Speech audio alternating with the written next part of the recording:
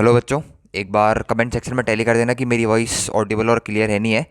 तो I hope आपको screen दिख रही होगी। और आज का ये परमुटेशन एंड कॉम्बिनेशन का बेसिक, मैं तो उसे कहूँगा कि फंडामेंटल प्रिंसिपल ऑफ काउंटिंग जो आपको पढ़ाई जाती है जब आप 11th में चैप्टर पढ़ते हो, 11th या 9th जब भी आप ये चैप्टर पढ़ते हो, तो जब आपको फंडामेंटल प्रिंसिपल ऑफ काउंटिंग जो पढ़ाई जाती है कि मतलब एंड होता है तो आप मल्टीप्लिकेशन करते हैं और होता है तो आप चीज़ों को ऐड करते हैं, ये जो चीज़ें आपको पढ़ाई जाती है उस कॉन्सेप्ट उस लेवल का ये सवाल है बेसिकली। और इस टाइप के क्वेश्चन मेंस में बहुत ज़्यादा बार रिपीट होते हैं क्योंकि आपके परमुटेशन एंड कॉम्बिनेशन में कभी भी चीज़ें सिलेबस में इस तरीके से मेंशन नहीं होती है कि बैगर कॉइन प्रॉब्लम से क्वेश्चन आ सकता है, डी से क्वेश्चन आ सकता है, ऐसी कभी चीज़ें मेंशन नहीं होती। वो क्या होते हैं बेसिकली, इन्हीं के एक सब केसेस होते हैं सारे के सारे। जैसे बहुत सारे, जैसे मैंने आपको एग्जांपल दिया, डी भी एक केस है, तो कभी भी प्रॉपर सिलेबस में मेंशन नहीं होगा मेंस के कि डी ये बहुत सारी छोटे छोटे टॉपिक्स जैसे बैगर कॉइन प्रॉब्लम होती है वो भी कभी मेंशन नहीं होती, पर आपके सिलेबस में है, आपको पढ़ाई जाती है। तो बेसिक जो परमुटेशन है वो है काउंटिंग के ऊपर बेस्ड। आपको परमुटेशन एंड कॉम्बिनेशन चैप्टर के अंदर बेसिकली क्या सिखाया जाता है, काउंटिंग करना। आप चीज़ों को काउंट कैसे कर सकते हैं, अगर 6 कुर्सियाँ हैं, 2 सेलेक्ट करनी है तो कैसे सेलेक्ट करोगे, ऐसी चीज़ें सिंपल काउंटिंग है। अब वो फॉर्मूले बन गए, फिर फॉर्मूले से और नए फॉर्मूलेज आए, कुछ नए कॉन्सेप्ट के डेरिवेशंस हुए, कुछ नए कॉन्सेप्ट आए, वो सब अलग बातें हैं। पर बेसिक जो आपको परमुटेशन कॉम्बिनेशन में फोकस करना चाहिए वो फोकस करना चाहिए काउंटिंग में, कि काउंटिंग कैसे करी जाती है।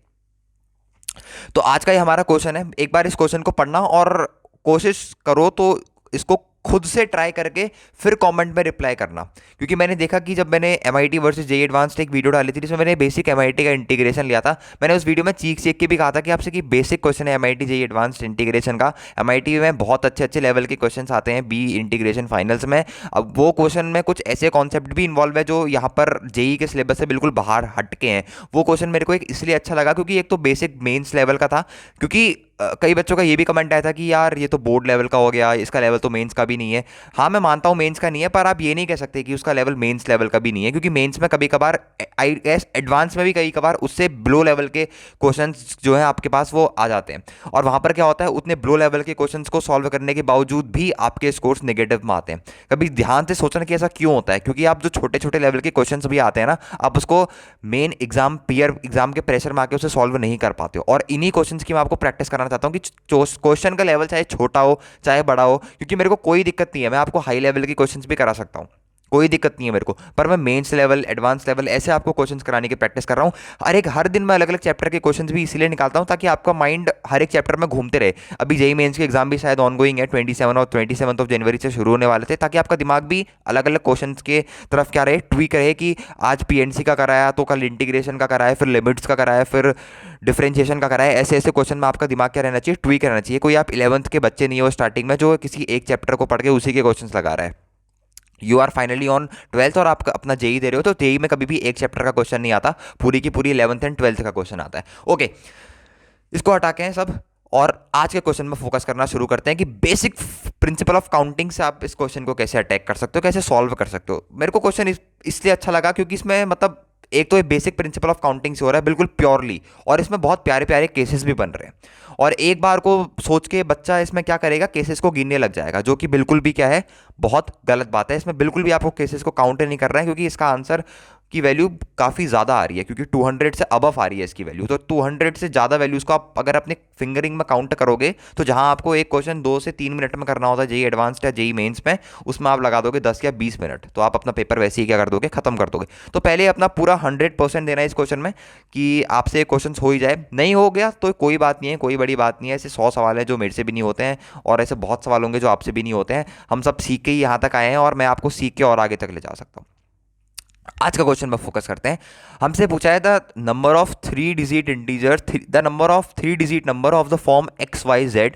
हमें क्या करना है, बेसिकली एक 3 डिजिट नंबर फॉर्म करना है। किस फॉर्म का नंबर होना चाहिए, XYZ, तीनों नंबर के मल्टीप्लीकेशन का वो नंबर है। किस फॉर्म का नंबर होना चाहिए, यहाँ पर लिख भी लेते हैं XYZ। इस फॉर्म का अपने पास क्या है, नंबर, सच दैट, कंडीशन डाल रखी है, नंबर से बनाना नहीं है, सच दैट उसने कंडीशन भी डाल रखी है। क्या कंडीशन डाल रखी है, यहाँ पर एक चीज में फोकस आपको मैं करने के लिए कहूंगा, यहाँ पर इस चीज में फोकस करोगे कि Y जो है वो मेरे पास कौन सा नंबर है, मिडिल नंबर है। मतलब मेरा Y क्या आएगा, हमेशा बीच में आएगा। अपनी मर्जी से YXZ मत कर देना, क्योंकि उससे क्वेश्चन भी चेंज हो जाएगा, बाकी सारी चीजें भी चेंज हो सकती हैं, केसेस भी चेंज हो सकते हैं। Z क्या है मेरे पास, Z है मेरे पास लास्ट नंबर, आखिरी का नंबर। और X क्या है बच्चे, X है मेरे पास पहला नंबर, फर्स्ट नंबर। इस ओरिएंटेशन को चेंज मत करना, जिस सलीके से आपसे पूछा गया है, उसी सलीके से आप क्या करेंगे, इसे आंसर करेंगे। अब हम केसेस में ध्यान देते हैं कि हमें 3 डिजिट नंबर बनाना है, पर किस तरीके से बनाना है। हमें बनाना है इस तरीके से, हमारा जो y है वो हमेशा x से बड़ा होना चाहिए और z से बड़ा तो होना चाहिए, पर z y के इक्वल भी हो सकता है। देखने से लग रहा होगा कि इसमें क्या करें। सबसे पहली बात, आपको 3 डिजिट का नंबर बनाना है।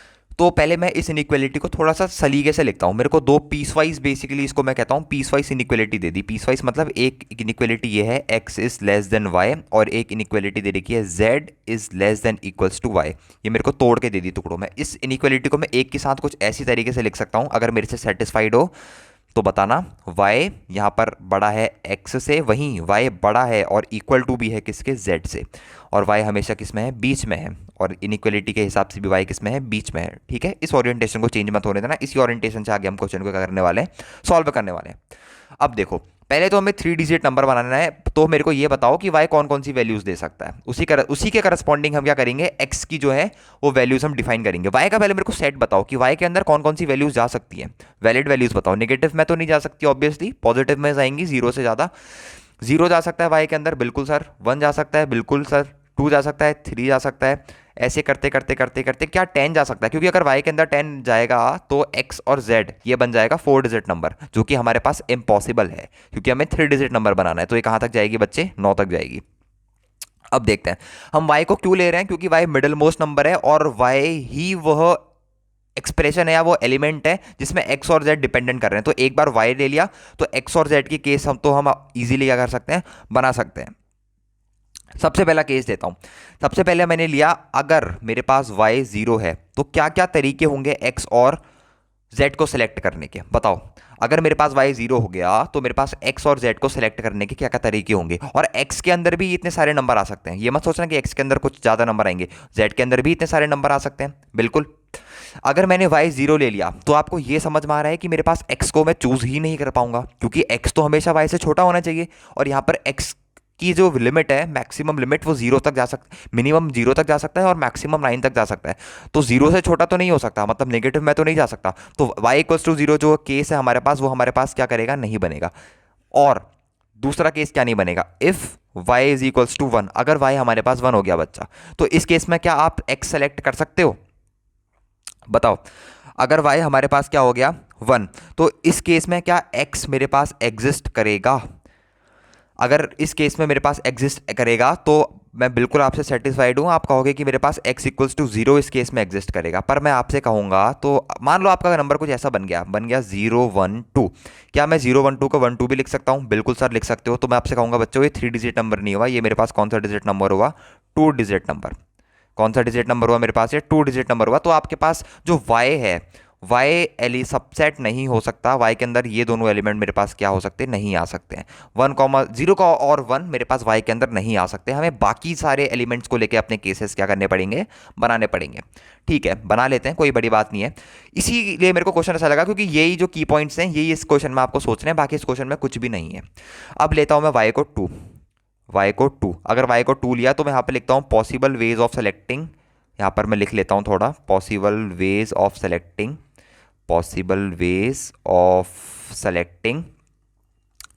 x and z। Possible ways of selecting x and, ध्यान देना बीच में x एंड आ रहा है। x को कितने तरीके से सेलेक्ट कर सकते हो। अगर मेरे पास y 2 है तो मेरे पास x क्या क्या आ सकता है, ध्यान देना, x हमेशा छोटा है y से, और x 0 पे नहीं हो सकता। तो x के अंदर कौन सा एलिमेंट आ सकता है, सिर्फ 1 आ सकता है। ठीक हो गया, ये बात क्लियर है, सिर्फ 1 आ सकता है।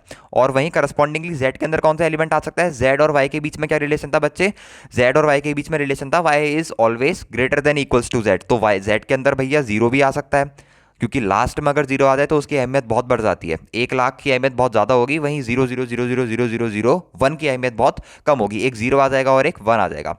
तो x को सेलेक्ट करने के कितने तरीके हैं, एक को सीधा लिख लेते हैं थोड़ा सा। यहाँ पर x को सेलेक्ट करने का कितना तरीका है, 1 इंटू z को सेलेक्ट करने के कितने तरीके हैं, 2, क्योंकि 2 ही एलिमेंट आ रहे हैं, 0 और 1। तो 1 इंटू कितना आ गया, 2। बेसिक काउंटिंग में बेस्ड है। एंड को मैंने किससे रिप्रेजेंट कर रखा है बच्चे, क्रॉस से, मल्टीप्लीकेशन से रिप्रेजेंट कर रखा है, और को किससे रिप्रेजेंट करते हैं, एडिशन से। ठीक हो गया। अब मैं लेता हूं y इज इक्वल्स टू 3। खुद बना के देखना, अगर मेरा y 3 है तो मेरा x को सेलेक्ट करने के क्या क्या तरीके हैं। 0 तो अभी भी सेलेक्ट नहीं हो सकता, 1 हो सकता है, 2 हो सकता है, और z कौन कौन सा हो सकता है, z तो तीनों हो सकते हैं, मतलब 0 भी हो सकता है, 1 भी हो सकता है, 2 भी हो सकता है, 3 भी हो सकता है। यहाँ पर एक छोटी सी मिस्टेक मैंने ये कर दी, मेरे पास इनइक्वेलिटी क्या थी, इनइक्वेलिटी थी y is always greater than equals to z, तो ग्रेटर देन इक्वल्स टू है, इसीलिए मैं यहाँ पर क्या कर पा रहा हूँ, 3 को ला पा रहा हूँ। और ऊपर मैंने एक मिस्टेक ये कर दी बच्चा कि मैंने यहाँ पर क्या लिया, यहाँ पर मेरे पास 2 भी आ सकता था, क्योंकि इनइक्वेलिटी तो ये है तो इक्वल भी तो हो सकता है, तो 2 भी आ सकता है। तो यहाँ पर नंबर ऑफ केसेस कितने बनेंगे, 1 इंटू कितने बनेंगे, 1 इंटू यहाँ पर मेरे पास नंबर ऑफ केसेस बनेंगे 3। तो इसको जब आप देखोगे तो x के 2 केसेस हैं, x को सिलेक्ट करने के 2 केस एंड इनटू z को सिलेक्ट करने के कितने केसेस हैं, 4 केसेस हैं। तो कितने वेज हो गए, 2 इंटू 4। अब बात करते हैं किसके, y इक्वल्स टू 4 की। यहाँ पर आ जाएगा मेरे पास y इज इक्वल्स टू 4, तो y इज इक्वल्स टू 4 में x को सिलेक्ट करने के वेज बताओ, 1 हो सकता है, 2 हो सकता है, 3 हो सकता है, 4 नहीं हो सकता, क्योंकि इक्वल टू का यहाँ पर क्या है, इनइक्वलिटी नहीं है। और z को सिलेक्ट करने के कितने तरीके हो सकते हैं बच्चे, यहाँ पर z को सिलेक्ट करने के सर 0 आ सकता है, 1 आ सकता है, 2 आ सकता है, 3 आ सकता है और 4 भी आ सकता है। तो कितने तरीके हो गए, x को सिलेक्ट करने के 3 तरीके इंटू z को सिलेक्ट करने के 1 2 3 4 एंड 5 फेस। तो ऐसे मेरे पास क्या बन रही है एक। अब ध्यान देखोगे तो जेई में आपको इतना टाइम नहीं होगा कि आप 2 से लेकर 9 तक बनाओ, उन सबका एडिशन करो। देखो यहाँ पर 1 आ रहा है, 1 के बाद क्या आ रहा है बच्चा, 2 आ रहा है, 2 के बाद क्या आ रहा है, यहाँ पे 3 आ रहा है। तो यहाँ पर एक एक का क्या है, गैप है। और यहाँ पे 3 के बाद क्या आ रहा है मेरे पास, 3 के बाद आ रहा है 4, 4 के बाद क्या आ रहा है, यहाँ पे 4 के बाद मेरे पास आ रहा है 5। तो अगर मैं डायरेक्टली अपना 9th एलिमेंट लिखने की कोशिश करूँ, मतलब ऐसी केस आप आगे बढ़ाते रहोगे तो ऐसी चीज़ें बढ़ती रहेंगी। और मैं अगर आपसे बोलूँ कि मेरे को सीधे बताओ जब y 9 हो जाएगा, क्योंकि 10 तो हो नहीं सकता, जब y 9 हो जाएगा तो कितने पॉसिबल वेज बनेंगे। जब मेरे पास y 4 था तो x 3 था, y जब 3 था तो x 2 था, तो y जब 9 होगा तो मेरे पास x में टोटल नंबर ऑफ केसेस कितने बनेंगे, 8। और y में जब 9 है तो z में टोटल नंबर ऑफ केसेस कितने बनेंगे बताओ, क्योंकि जब y 4 है तो मेरे पास x z में कितने एलिमेंट है, 5। तो जब मेरे पास क्या होगा, y 9 होगा तो मेरे पास z में कौन कौन से एलिमेंट आएंगे बताओ, एक 0 आएगा, एक 1 आएगा, एक 2 आएगा, एक 3 आएगा, एक 4 5 6 7 8 एन 9। तो कितने आ गए, 1 2 3 4 5 6 7 8 9 10। 10 एलिमेंट्स मेरे पास किस में आ गए, जेड में आ गए। तो इसको सेलेक्ट करने के कितने तरीके हो गए मेरे पास, वो हो गए 8 इंटू 10। 8 तरीके से आप x को सेलेक्ट करोगे और 10 तरीके से आप किसको करोगे सेलेक्ट, z को सेलेक्ट कर सकते हो। अब इसकी एक सीरीज जैसी बन जा रही है, तो यहाँ पर फाइनली सीरीज लिख लेता हूँ। तो मेरे पास जो सीरीज बन रही है वो बेसिकली एक बहुत ही मस्त सीरीज बन रही है, जिसका आप जनरल टर्म लिख के उसका सीधे समेशन करके आंसर निकाल सकते हो। यहाँ पर 1 इंटू 3 बन रहा है, फिर मेरे पास 2 इंटू 4 बन रहा है, फिर मेरे पास 3 इंटू 5 बन रहा है। अगर आगे जाते रहूँगा तो 3 इंटू 5 की मेरे पास क्या बनेगा, यहाँ पर बनेगा 4 इंटू 6, प्लस यहाँ पर बनेगा मेरे पास 5 इंटू 7। ऐसी dash dash dash dash dash dash करते करते मेरे पास लास्ट टर्म क्या बन रहा है, 9th। जब मेरे पास y की वैल्यू 9 फिक्स है तो यहाँ पर मेरे पास क्या बन रहा है, 8 इंटू 10। अगर आप देखोगे समेशन करके डायरेक्टली अब आंसर आ ही गया। तो समेशन में इसकी जनरल टर्म जो लिखूंगा वो मैं लिखूंगा r इंटू आर प्लस 2, और r की वैल्यू जो जा रही है मेरे पास वो जा रही है 1 से लेके 8 तक। तो जब आप इसका फाइनल आंसर निकालोगे, जो आप बहुत ही ईजिली निकाल सकते हो और एक्सपेक्टेबल भी है जेई के बच्चे से, इतनी सिंपल से कैलकुलेशन, तो आपका फाइनल रिजल्ट जो निकल के आ जाता है वो आ जाता है 276। एक बार टैली कर लेना, मतलब कमेंट सेक्शन में मेरे को बता देना कि ये आंसर सही है नहीं है, क्या पता मेरी कैलकुलेशन यहाँ पर गड़बड़ हो गई हो। पर मैं इतना आप पे छोड़ सकता हूँ कि इतनी बेसिक से कैलकुलेशन जो है आप क्या कर सकते हो, इतनी छोटी सी कैलकुलेशन को ईजिली कर सकते हो। तो इस क्वेश्चन को अगर आप एक चीज़ आपसे कहूँगा कि कमेंट सेक्शन में इसको अच्छे से तमीज़ से जब एक बार खुद से ट्राई करके देखना, फेक में मत देखना कि मतलब सॉल्यूशन देखा अरे तो इजी सॉल्यूशन है, ये तो हो रहा है, कमेंट में लिख देता हूँ बहुत इजी क्वेश्चन था। एक बार खुद से ट्राई करके देखना, लिटरली खुद से ऐसे केसेस बना पा रहे हो तो प्रिपरेशन काफ़ी अच्छे लेवल पे है। क्योंकि आई गेस जो 11th में भी बच्चे होंगे, अब 11th का लगभग सब जगह एंड ही हो रहा है, तो आपका ये चैप्टर जो है वो ईजिली कंप्लीट हो चुका होगा। आपने पीएनसी कर लिया होगा 11th का। अब आपसे इस टाइप के क्वेश्चन तो हो जाने चाहिए, क्योंकि बोर्ड में इस टाइप के क्वेश्चन आना वो बहुत मतलब शायद ही ना के बराबर ही हो। क्योंकि एडवांस में भी अगर आप पीएनसी के कुछ क्वेश्चन देखोगे सर्कुलर परमुटेशंस के, इतने इजी इजी कॉन्सेप्ट में 2019 में एक क्वेश्चन आया था जेई एडवांस्ड में सर्कुलर परमुटेशंस का, बहुत इजी था। तो उसके मुताबिक में ये क्वेश्चन फिर भी क्या है, एक अच्छा क्वेश्चन है, इसमें आपको केसेस बनाने पड़ रहे हैं। तो अगर मैं इसको इसको मैं अगर रेट करूंगा अपने हिसाब से, तो मैं इसको जेईई मेंस रेट कर सकता हूं, या फिर रादर मैं इसको एडवांस लेवल पे भी रेट कर सकता हूं। क्योंकि उस टाइम पे एक एवरेज बच्चे के लिए इतना सब कुछ सोच पाना थोड़ी सी बड़ी बात है एग्जाम प्रेशर में। और एक बार इसको खुद से ट्राई करके देखना। अगर खुद से ट्राई करके आपसे पहली अटेम्प्ट में हो जा रहा है तो बहुत अच्छी बात है।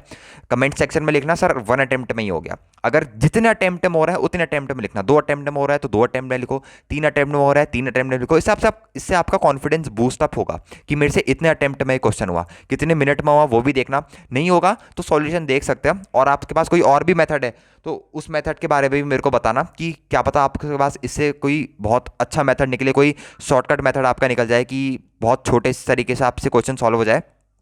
ऐसा भी हो सकता है, क्या पता मेरा मेथड बड़े हो। बहुत सारे अच्छे अच्छे बच्चे मेरे पास कमेंट भी करते हैं, अच्छे अच्छे AMGM इनइक्वलिटी वाला जो क्वेश्चन कराया उसमें भी एक प्यारा सा कमेंट आया था। तो इसका मतलब आप खुद से भी प्रैक्टिस कर रहे हो, जो कि बहुत अच्छी बात है मेरे लिए। और एक आज का बोनस क्वेश्चन मैं आपको दे रहा हूँ। बेसिकली मैंने ये अपने कम्युनिटी टैब में डाला था, एक इंटीग्रेशन का क्वेश्चन था। मैं भी अपने प्रिपरेशन के टाइम में ये करता था, जैसे किताब बंद कर रहा हूँ पढ़ने के लिए तो ऐसा करता था कि एक इंटीग्रेशन का क्वेश्चन कर लिया जाए, फिर मैं सो जाता था, फिर मैं अपनी किताबें बंद कर देता था। तो एक बेसिक सा इलस्ट्रेशन मैं आपको देना चाह रहा हूँ। आपने कमेंट सेक्शन में भी मैंने इसका आंसर दिया था, एक बच्चे ने इसका आंसर भी दिया था। अब पता नहीं उसने कैसे दिया, खुद से करके दिया या कहीं से चीट करके दिया, मैं नहीं कह सकता, पर होपफुली उसने खुद ही करा होगा और बहुत अच्छी बात है। क्योंकि जब ये क्वेश्चन पहली पहली बार आप देखोगे तो आपका दिमाग थोड़ा सा चकरा जाएगा। इंटीग्रेशन के अंदर दे रखा है मेरे को x की पावर dx माइनस का 1। इसका मेरे को क्या करना है बच्चे, इसको मेरे को करना है इंटीग्रेट। इसको देख के बड़े बड़ों की बोलती बंद कि भैया इसके टोटल में dx ही नहीं है, क्या सवाल है ये, मेरे को अभी तक समझ नहीं आया, ये कैसे होगा, क्या होगा, मेरे को अभी तक कुछ इसके बारे में पल्ले नहीं पड़ रहा। तो मैं आपको बताना चाहता हूँ इस क्वेश्चन में आपको सबसे पहले ये सोचना है, क्योंकि मैंने जब इसको अपने जेई के टाइम में क्वेश्चन को करा तो मैंने सबसे पहले ये सोचा कि यार इसमें इंटीग्रेशन किसका करना है, होल में dx तो गिवन है ही नहीं मेरे को। जब तक होल में dx गिवन नहीं होगा तब तक मैं इसका इंटीग्रेशन नहीं कर सकता बच्चे। इसके पूरे में जब तक मेरे को dx गिवन नहीं है, इसकी पावर में जाके मैं इसको इंटीग्रेट नहीं कर सकता। इंटीग्रेशन की कोई ऐसी प्रॉपर्टी नहीं होती है कि वो एक्सपोनेंशियल पावर में टूट जाए। तो जब तक बच्चे इसमें होल में dx गिवन नहीं होगा ना तब तक मैं इसको इंटीग्रेट नहीं कर सकता। पहले अगर मेरे को इसको होल में dx आना है तो मेरे को dx से ऊपर नीचे मल्टीप्लाई करना पड़ेगा, और अच्छे बच्चे का दिमाग सिर्फ यही सोचेगा।